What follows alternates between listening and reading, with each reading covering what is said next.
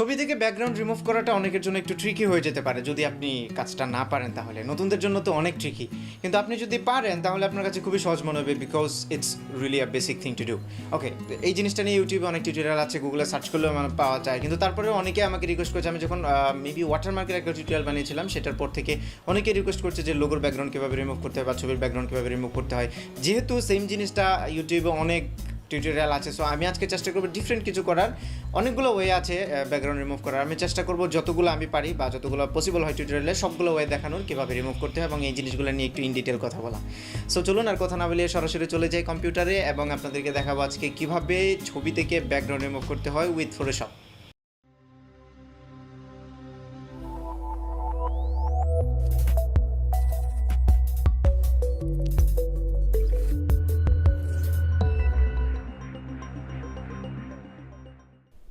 আমি আবারও বলছি, ছবি থেকে ব্যাকগ্রাউন্ড রিমুভ করা কাজটা কিন্তু ফটোশপের একদমই বেসিক একটা কাজ। আপনি যদি সেটা পারেন তাহলে দয়া করে কেটে পড়ুন, এটা নতুনদের জন্য। ওকে, প্রথমে আমি দুইটা ছবি দেখাচ্ছি। এই দুইটা ছবিতে খেয়াল করুন, দুইটারই ব্যাকগ্রাউন্ড একদমই সিম্পল। যে ব্যাকগ্রাউন্ডটা আমরা রিমুভ করে ট্রান্সপারেন্ট করবো, ব্যাকগ্রাউন্ডটা হোয়াইট অথবা একটু হালকা কালোচে একটু শ্যাডো আছে। তার মানে এই দুইটার কিন্তু একদমই ব্যাকগ্রাউন্ডটা একদম সিম্পল, আর এইটার ব্যাকগ্রাউন্ডটা একটু কমপ্লিকেটেড। তো দুই ধরনের ছবিকেই আমি দেখাবো এবং কয়েকটা ওয়ে দেখাবো কীভাবে রিমুভ করতে হয়। তো প্রথমে ফটোশপে আমি ছবিটা নিয়ে যাচ্ছি। প্রথম যে পদ্ধতিটা সবচেয়ে সহজ, যদি দেখেন ব্যাকগ্রাউন্ডটা সেম কালারের হয় তাহলে জাস্ট সিলেক্ট থেকে কালার রেঞ্জে ক্লিক করবেন। তারপরে যে কালারটা আপনি রিমুভ করবেন জাস্ট খালি জায়গায় হোয়াইট জায়গাটাতে একটু ক্লিক করবেন। ক্লিক করার পরে এখান থেকে ফাজিনেসটা একটু কমিয়ে দেবো। আমরা শুধুমাত্র আমরা যেই জায়গাটুকু রাখবো সেই অবজেক্টটুকু যেন ব্ল্যাক হয় সেটা দেখবো আর কি। একদম কমাই দিলে আবার এই নিচে অনেকটুকু চলে আসবে, তাই আমরা এটাকে এইটুকু রাখবো। তারপরে ওকে, এখন দেখুন এখানে কিন্তু এই হোয়াইটটা সিলেক্ট হয়ে গেছে, যে জায়গাটুকু শুধুমাত্র হোয়াইট ব্যাকগ্রাউন্ডটা। তো আমরা এটাকে এখন শুধুমাত্র হোয়াইট মার্ক হয়েছে, আমরা এটাকে উল্টা করে শুধুমাত্র আমাদের যে অবজেক্টটা সেটাকে সিলেক্ট করবো। সেটা করার জন্য সিলেক্টে ক্লিক করবেন আবার, তারপরে দেখুন এখানে ইনভার্স লেখা আছে, ইনভার্সে ক্লিক করবেন, তাহলেই দেখবেন এই অবজেক্টটুকু সিলেক্ট হয়ে যাবে। এবার আবার সিলেক্টে ক্লিক করে রিফাইন এজ এখানে ক্লিক করে এখান থেকে সিলেকশনের জায়গায় নিউ লেয়ার। ওকে, ব্যাস, এবার কিন্তু এটা একটা নতুন লেয়ারে চলে আসলো সম্পূর্ণভাবে ব্যাকগ্রাউন্ডলেস। ঠিক আছে, তো এটাকে কেটে দিচ্ছি। তারপরে হচ্ছে আমাদের সেকেন্ড ইমেজটা, এটা দিয়ে দেখাই। এটাকেও আপনি সেমভাবে সিলেক্ট কালার রেঞ্জ থেকে ওই যে কালার রেঞ্জ সিলেক্ট করে তারপরে আবার সিলেক্ট থেকে ইনভার্স, তারপরে আবার সিলেক্ট থেকে রিফাইন এজ, এখান থেকে নিউ লেয়ার। ওকে, হয়ে গেল রিমুভ। খুব সহজ, এটা যদি ব্যাকগ্রাউন্ডটা সেম কালারের হয় তাহলে আর কি। আরেকটা ওয়ে আছে, সেটা হচ্ছে ম্যাজিক ওয়ান টুল। এই যে ম্যাজিক ওয়ান টুল, এটা হয়তো বা কুইক সিলেকশন থাকবে। এই যে ম্যাজিক ওয়ান টুলটা সিলেক্ট করে জাস্ট সাদা জায়গায় ক্লিক করবেন, তাহলে দেখবেন সাদাটা মার্ক হয়ে গেছে। আবার সিলেক্ট থেকে ইনভার্স, সিলেক্ট থেকে রিফাইন এজ, এখান থেকে নিউ লেয়ার, ব্যাস হয়ে গেল। এখন যদি মাঝখানে দেখেন যে এরকম সাদা ডি ও এগুলোর মাঝখানে রয়ে গেছে, তাহলে জাস্ট মার্ক করে delete delete delete, just click করলেই পুরোটা হোয়াইট মার্ক হয়ে যাবে। ক্লিক করে তারপর ডিলিট করে দেবেন। এটা হচ্ছে আরেকটা পদ্ধতি। এখন এইগুলো তো একদমই সহজ, এই ইমেজগুলো ব্যাকগ্রাউন্ড একদমই সলিড ব্যাকগ্রাউন্ড, সেই কারণে। কিন্তু কমপ্লিকেটেড যে ব্যাকগ্রাউন্ডটা আছে এটা কীভাবে রিমুভ করবেন? এটা রিমুভ করার জন্য আপনাকে যেটা করতে হবে, অনেকগুলো ওয়ে আছে।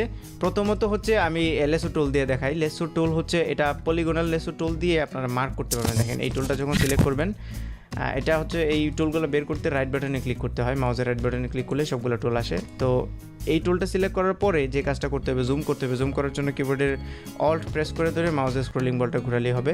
তারপরে জাস্ট ক্লিক করে করে প্রত্যেকটা ক্লিক করলেই সিলেক্ট হবে, প্রত্যেকটা ক্লিক করলেই একটা একটা ডট হবে, এভাবে সিলেক্ট করতে হবে।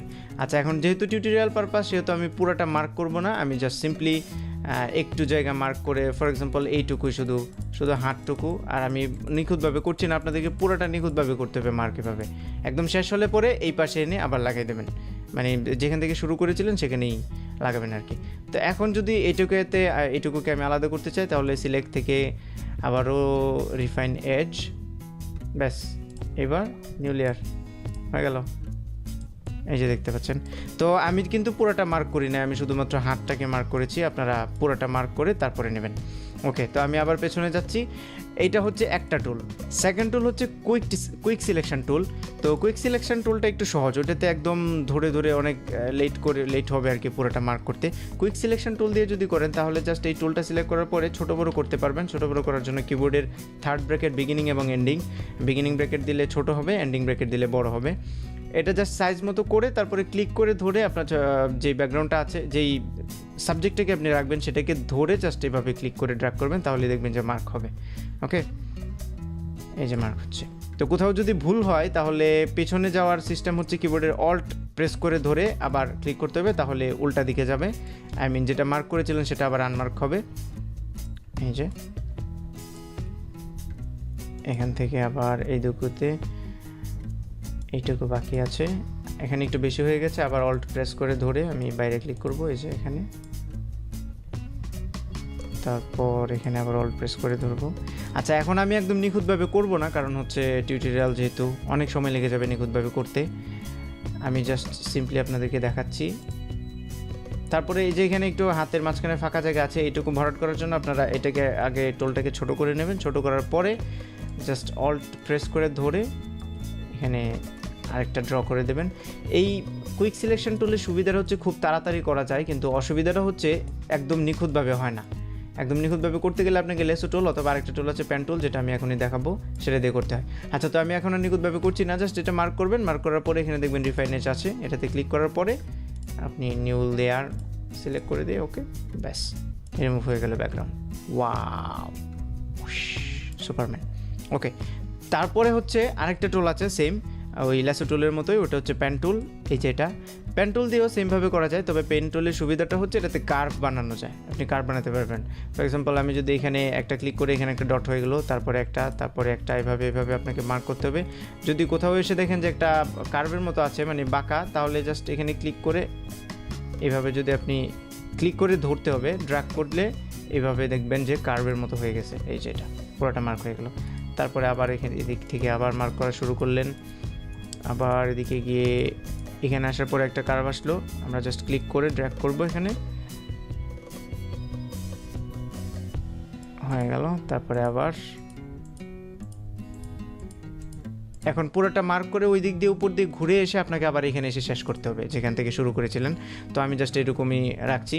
তারপরে রাইট বাটনে ক্লিক করে মেক সিলেকশানে ক্লিক করতে হবে। ওকে, এখন দেখুন এইটুকু সিলেক্ট হয়ে গেল। আবার সেই কাজ, সিলেক্ট থেকে রিফাইন এজ হয়ে গেল, নিউ লেয়ার। ওকে, ব্যাস। তো এইভাবে আপনারা যে কোনো ছবি থেকে ব্যাকগ্রাউন্ড রিমুভ করতে পারবেন।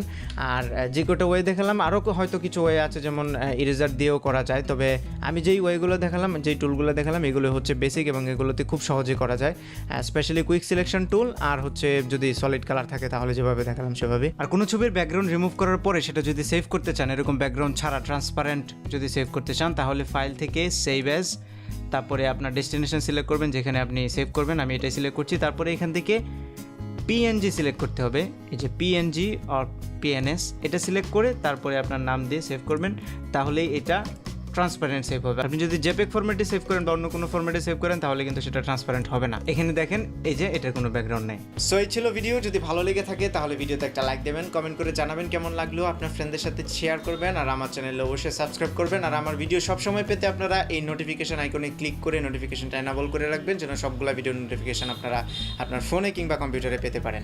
দেখা হবে পরবর্তী টিউটোরিয়ালে। Till then, take care, tata.